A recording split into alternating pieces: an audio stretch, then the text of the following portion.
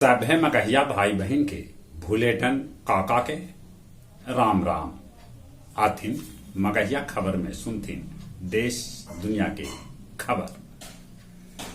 चंद्रयान-3 के लैंडर से बाहर आ गेल रोवर 14 दिन तक रहत सक्रिय, फोटो भेजे लगल धरती के।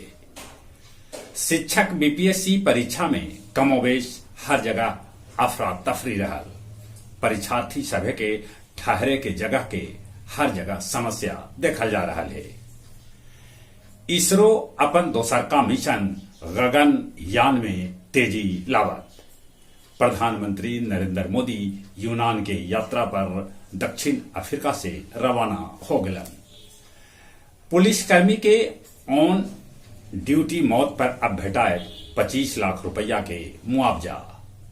1 सितंबर से बिहार के सरकारी स्कूल में शुरू हुए साफ सफाई के लेके house keeping system. Uttar Pradesh के मंत्री धर्मपाल सिंह अपन कार के गलत ढंग से रेलवे प्लेटफॉर्म में घुसा दिलन। ड्राइवर पर करल गेल है केस। मुंबई में नशेड़ी सभे मेन हॉल के ढक्कन कर रहलन है गायब। हिमाचल में भारी बारिश और भूस्खलन से 8 गो इमारत भरभरा के गिर गए। मधुमती शुक्ला हत्याकांड के अभियुक्त अमरनाथ त्रिपाठी और उनकर घरेवाली मधुमती त्रिपाठी के 14 बछर बाद जेल से कल जाए रिहा।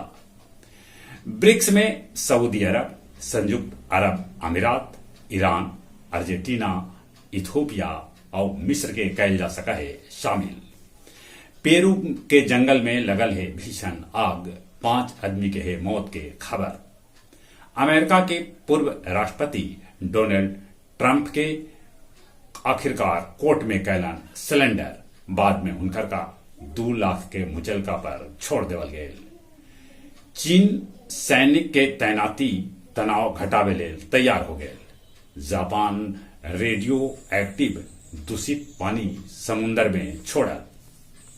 बिहार के सहकारिता मंत्री सुरेंद्र प्रसाद यादव के निजी गार्ड जगदीश यादव के बंगाली बिघा स्थित घर से लाखों के सामान हो गए चोरी। गया एयरपोर्ट पर हिंदी कार्यशाला के कैल गए आयोजन। मगध मेडिकल कॉलेज गया में बेड के कमी के चलते रोगी के इलाज फर्श पर करल जा रहा है। बोध गया पहुंचे लगलन श्रीलंकाई श्रद्धालु। और अब कुछ खेल के समाचार। विश्व शतरंज चैंपियन बल्लन मैग्नस कार्लसन भारत के प्रज्ञानंदा खिताब पर नंबर 2 पर रहलन। 3500 मीटर पैदल चाल में पुरुष और महिला के खिताब जीतला स्पेन।